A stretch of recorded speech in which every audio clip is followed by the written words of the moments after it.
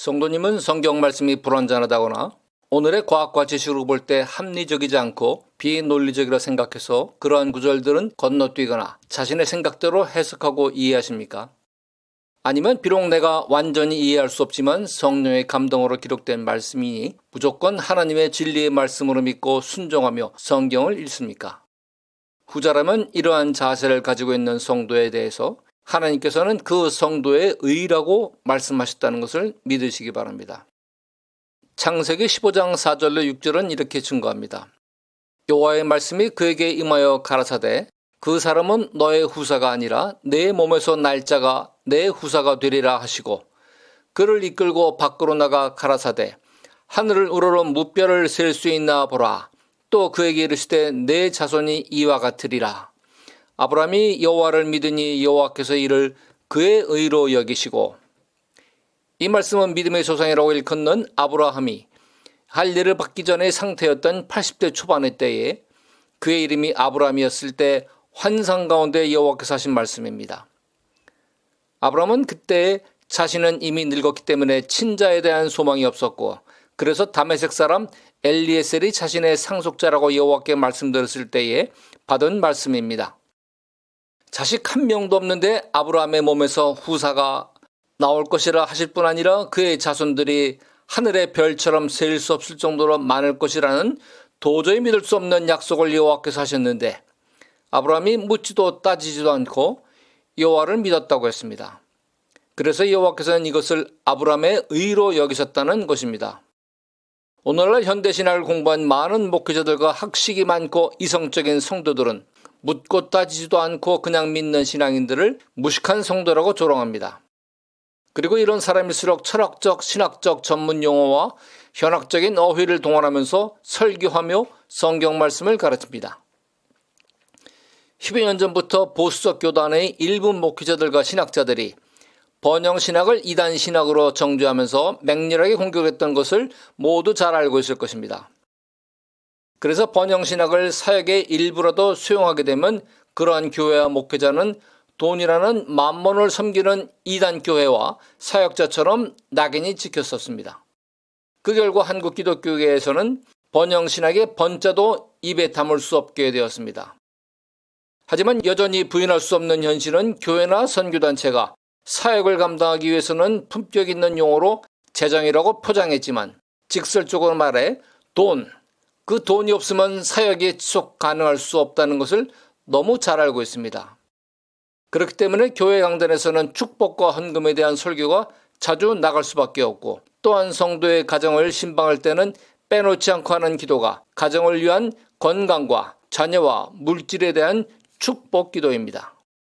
오늘날 심각한 교회 상황은 예배에 참석한 성도는 감소하고 있고 유튜브로 예배드리는 가난한 성도는 증가하고 사회에서 은퇴한 고령의 성도 비율은 증가하면서 교회 재정의 어려움도 증가하고 있습니다. 또한 인구 감소를 겪고 있는 지방의 중소도시에는 재정의 어려움 때문에 폐쇄하는 소형교회들이 계속 늘고 있다고 합니다. 이 모든 현상의 귀결은 결국 돈이라는 것입니다. 그러나 제가 오늘 드리는 말씀의 의도 중 번영신학을 옹호하려는 것이 아니고 그보다 훨씬 더 심각한 문제인 자유주의 신학과 그것과 짝을 이루는 상대주의, 해체주의, 포스트 모던 신학이 교회와 성도들에게 끼친 극악한 폐해를 알리려는 것입니다. 목회자들과 성도들 그릇된 길로 인도하는 이러한 뒤틀린 신학과 현대 철학 사상들의 그럴듯한 미혹 때문에 오늘날 마지막 때로 들어가는 시대적 상황 가운데 많은 성도들이 미혹을 받아 자신의 구원을 의심하고 믿음을 잃고 믿기는 하지만 구원의 확신이 점점 약해지고 있습니다. 그리고 교회 출석률이 떨어지다가 대신 온라인으로 예배에 참석하고 결국에는 신앙을 버리는 단계로 들어가게 됩니다. 오늘날의 인간의 지식과 과학 문명의 수준은 현 인류 역사상 최고의 상태에 있으며 AI 발전과 확산은 더욱더 가파르게 문명을 고도화시키고 있습니다. 이런 과학 문명의 시대에 사는 인간들은 이성을 가지고 논리와 합리성을 더욱더 중요시 하지 않을 수 없습니다. 그렇기 때문에 현대인들이 이러한 세상에서 초자연적인 기사와 이적과 예언이 가득한 성경을 믿으면서 하나님을 믿는다는 것은 결코 쉬운 일이 아닙니다. 그래서 예수님께서 인자가 올 때에 세상에서 믿음을 보겠느냐라고 제자들에게 말씀하셨던 것입니다. 성도는 말씀 속에 나타난 시대적 징조를 보면서 지금 예수님께서 다시 오실 때가 가까워졌나? 라는 생각을 항상 가지고 있어야 합니다. 하지만 정확히 그때를 알 수가 없는 것은 예수님도 그날과 그때는 아무도 모르나니 하늘의 천사들도 아들도 모르고 오직 아버지만 아시느니라고 마태복음 24장 36절에서 말씀하셨기 때문입니다.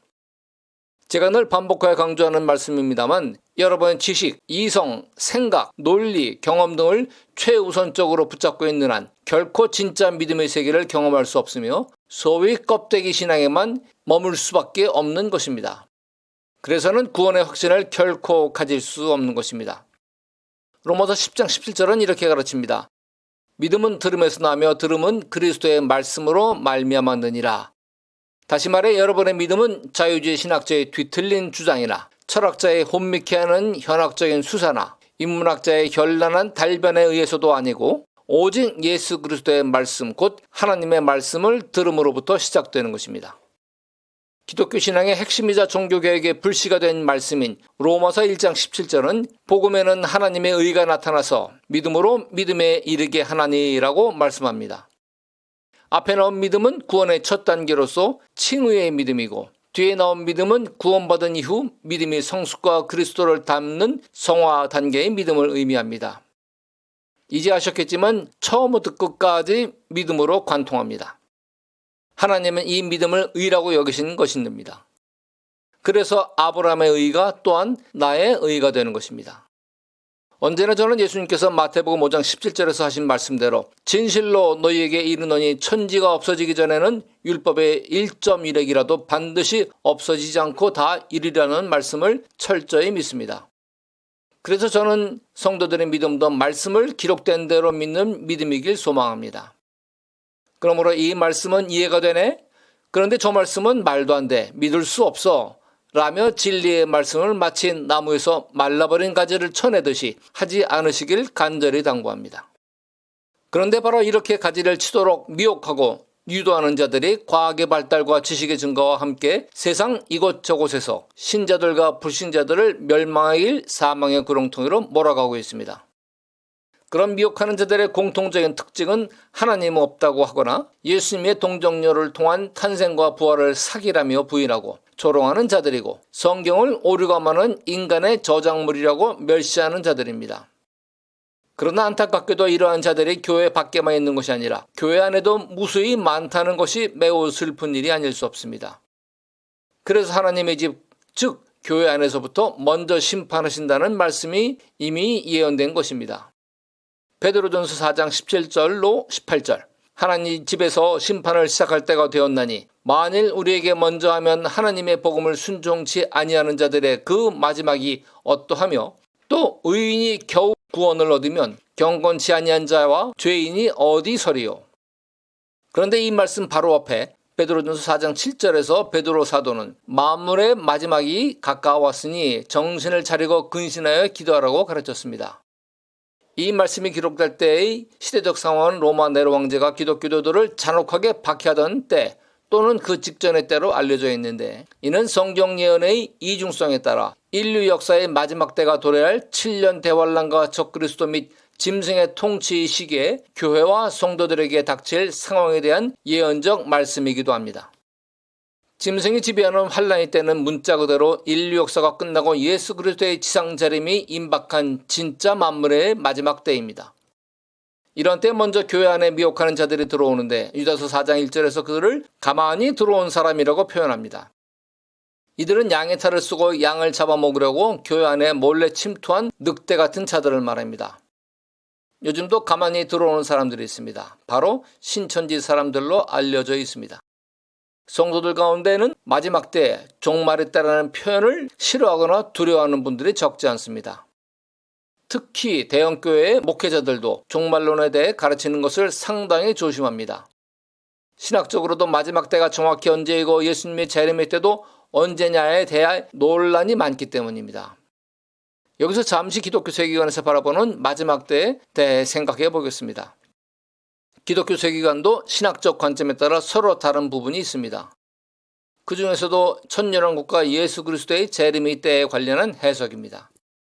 재림의 때에 있어서 서로 다를지라도 분명한 것은 마지막 때가 있다는 것입니다. 기독교 세계관의 핵심 골격은 창조, 타락, 구속, 그리고 회복입니다. 일반적으로 성경을 통전적으로 공부할 때는 창조, 타락, 구속의 3대 구조를 중심으로 배우게 됩니다. 그리고 예수 그리스도의 재림과 천년왕국의 통치를 통하여 하나님의 나라가 회복이 되면서 현 인류의 7천년 역사가 마무리되고 그 끝에 최후의 완전한 심판을 통해 새 하늘과 새 땅이 하늘로부터 이 땅에 내려오는 하나님의 나라가 완성이 되는 것입니다. 이처럼 오늘날에도 성경을 성령의 감동을 통하여 기록된 살아있는 하나님의 말씀으로 믿는 성도는 창조, 타락, 구속, 그리고 회복이라는 선형적인 역사의 흐름 속에서 인류는 구속시대의 끝자락, 곧 7년 대환란의 직전에 살고 있다는 사실을 항상 기억하고 준비하며 살아가야 하는 것입니다. 지금은 이방인 구원이 끝나가는 때이고 7년 대환란의 때는 이스라엘의 구원의 때라는 것을 아셔야 합니다. 그리고 이를 뒷받침하는 말씀을 예수님께서 마태복음 23장 9절에서 내가 너희에게 이르노니 이제부터 너희는 찬송하리로다 주의 이름으로 오시는 이여 할 때까지 나를 보지 못하리라고 하셨습니다. 이 말씀을 해석하면 이스라엘 백성들이 7년 환란 기간 동안에 예수님이 비로소 메시아임을 깨닫고 믿어서 그들의 입술로 찬송하리로다 주의 이름으로 오시는 이여 라고 외치는 역사가 이루어질 때에 예수님께서 감난산으로 재림하신다는 예언의 말씀인 것입니다. 성도들이 믿거나 말거나 지금 사탄과 그의 쫄게 악한 영들은 마지막 힘을 다해 불신자들 뿐 아니라 교회를 무너뜨리려고 온갖 공격을 하고 있으며 특히 연약한 믿음의 성도들이 믿음에서 떠나도록 온갖 미혹으로 꿰어내고 있는 때입니다. 오늘날 현대인들은 온갖 미디어를 통한 정보의 홍수 속에서 진실과 거짓을 분별하기 힘든 세상을 살고 있습니다.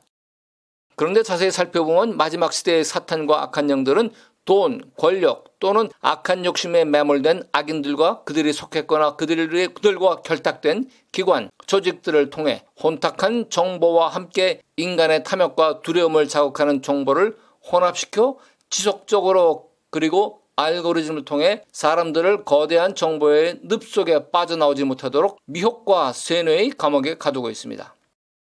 모바일 폰을 사용하고 컴퓨터를 사용하는 사람들, 그리고 저는 집에서 TV를 없애버린 지 7년이 지났지만 아직도 집에서 TV를 보는 사람들은 거의 대부분 자신이 인식하지도 못한 채 자신의 선택과 관계없이 진보 좌파 진영에 의해 장악된 공영방송, 지상파 종편 뉴스 매체, 그리고 인터넷 뉴스 매체들의 편향된 뉴스와 보도, 시사토론, 드라마들에 무차별적으로 노출되어 세뇌되고 있습니다.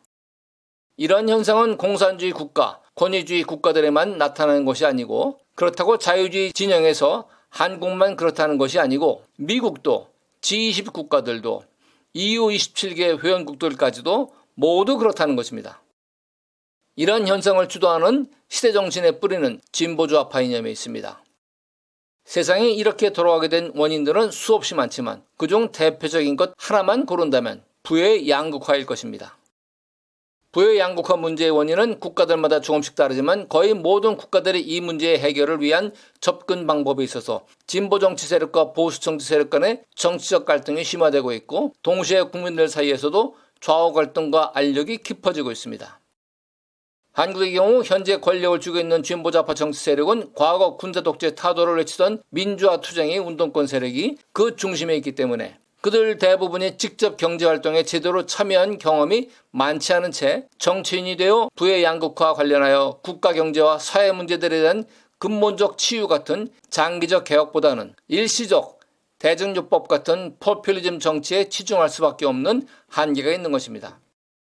부의 재분배는 경제구조의 개혁이 뒷받침되어야 하는 오랜 시간이 소요되는 마치 입원, 수술, 회복 및 재활이 필요한 장기적인 것인데 당장 고통받는 국민은 기다릴 인내심이 부족하여 즉시 환부의 고름을 짜내고 일회용 밴드를 붙여주는 식의 빠른 처치와 진통제 처방 같은 단기적 효과적 치료를 원하기 때문에 보수와 진보의 갈등은 불가피할 수밖에 없는 것입니다.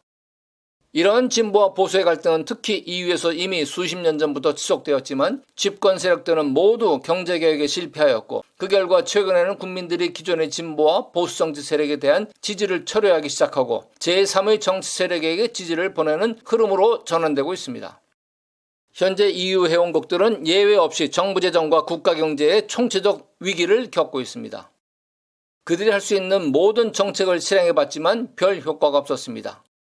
EU는 소위 백약이 무효인 환자와 같은 상태입니다.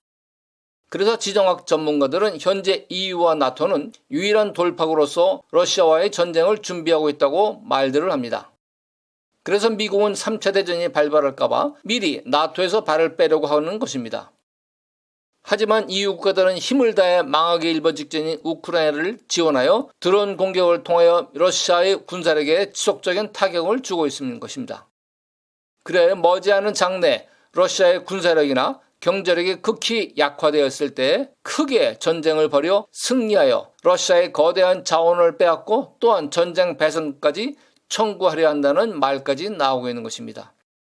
하지만 이러한 이야기는 주류 매체에서 나오지 않고 X 같은 표현의 자유가 보장된 SNS만 나오고 있습니다. 표현의 자유가 심하게 제한된 국가들은 대표적으로 북한이고 그 다음이 중국인 것을 너무 잘 알려진 사실이지만 EU에서도 특히 영국, 독일, 프랑스에서도 표현의 자유가 최근 심하게 제한되고 있다는 사실을 아셔야 합니다. 그만큼 EU가 매우 어렵다는 것입니다. 교회적으로 세상적으로나 급속한 과학기술 발전의 속에서 매우 혼란스럽고 왠지 모를 불길한 일들이 일어날 것 같은 생각을 떨쳐버릴 수 없는 때라고 생각합니다. 이란을 비롯한 레바논, 시리아 지역의 전쟁 지속, 한국을 포함한 온 세계 국가들의 고물가 고통, 그리고 최근에 발생한 태평양의 브레고리 지역 전체에서 동시다발적으로 발생한 진도 6.0 이상의 지진은 마치 요한계시록에 예언된 일들의 전조 증상이 아닐 수 없다는 것입니다. 현재의 AI 기술의 급속한 확산과 발전, 디지털 ID 실시, 거의 준비가 완료된 CBDC와 암호화폐, 이미 설치되어 운영 중에 있는 실시간 추적 가능한 금융망으로서의 블록체인, 머지않아 상용화될 양적 컴퓨팅 등 이 모든 최첨단 기술들은 짐승과 적그리스도가 통치할 단일 세계 정보를 운영하는 데 필수적인 기술들인데 거의 준비가 다 끝난 상황입니다.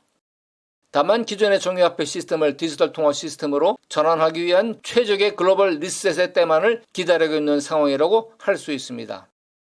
이것이 7년 대환란에 들어가기 전에 일어나야 할 가까운 미래 이벤트들입니다. 그래서 성경에는 마지막 때와 관련하여 성도의 분별에 대해 주시는 말씀이 늘 많이 있습니다. 마태복음 24장 4절 너희가 사람의 미혹을 받지 않도록 주의하라. 골로새서 2장 8절 누가 철학의 헛된 속임수로 너희를 사로잡을까 주의하라. 이것은 사람의 전통과 세상의 초등학문을 따르며 그리스도를 따름이 아니니라. 요한일서 4장 1절 사랑하는 자들아 영을 다 믿지 말고 오직 영들이 하나님께 속하였나 분별하라. 많은 거짓 선지자가 세상에 나왔습니다. 디모데전서 4장 1절 성령의 밝히 말씀하시기를 후일에 어떤 사람들이 믿음에서 떠나 미혹하는 영과 귀신을 따르며 그리스도를 따름이 아니니라. 고린도후서 11장 14절 이것은 이상한 일이 아니니라. 사탄도 자기를 광명한 천사로 가장하나니 그러므로 사단의 일꾼들도 자기를 의의 일꾼으로 가장하는 것이 또한 큰 일이 아니니라. 저희의 결국은 그 행위대로 되리라. 로마서 12장 2절 너희는 이 세대를 본받지 말고 오직 마음을 새롭게 함으로 변화를 받아 하나님의 선하시고 기뻐하시고 온전하신 뜻이 무엇인지 분별하도록 하라. 데살로니가전서 5장 21절로 22절 범사에 헤아려 좋은 것을 취하고 악은 모든 모양이라도 버려라. 그런데 이성적이고 혼적인 성도들은 영적으로 깨어있지 못해 이러한 분별에 대한 마음의 불편한 영적 분별에 대한 말씀을 생각하여 습관처럼 영적인 준비를 소홀히 할 여지가 큽니다. 그래서 인류 역사상 지식적으로 최고 수준 가운데 살고 있는 영적으로 깨어있지 못한 지적인 성도들은 AI를 비롯한 각종 최신 과학기술에 함몰되어 과학 만능주의적 생각에 사로잡히기 쉽기 때문에 오히려 설마 세상에 종말이 오겠어? 라는 생각에 빠질 위험이 크다는 것입니다. 성경 전체를 관통하는 핵심은 기록된 하나님의 말씀과 성령의 도우심을 통해서만 분별하도록 해야 하는 것인데 미혹은 매우 그럴듯하고 매력적인 모습, 즉 광명한 천사의 모습과 때로는 표적과 기사를 일으키며 다가오기 때문에 감정이나 눈에 보이는 현상에만 치우쳐 속으면 안 됩니다. 그러므로 성도님들은 이성적으로 판단하고 눈에 보이고 귀에 들리는 현상에 집중하지 마시고 항상 성경 말씀과 기도에 더 많은 시간을 쓰면서 집중함으로써 영적으로 깨어나시길 바랍니다. 그리할 때에 사단의 미혹에 속지 않고 분별하면서 마지막 때의 휴거에 참여했다가 예수님의 재림과 함께 천년왕국에 들어가시게 되는 성도 모두가 되시길 바랍니다. 아멘. 주 예수여 어서 오시옵소서.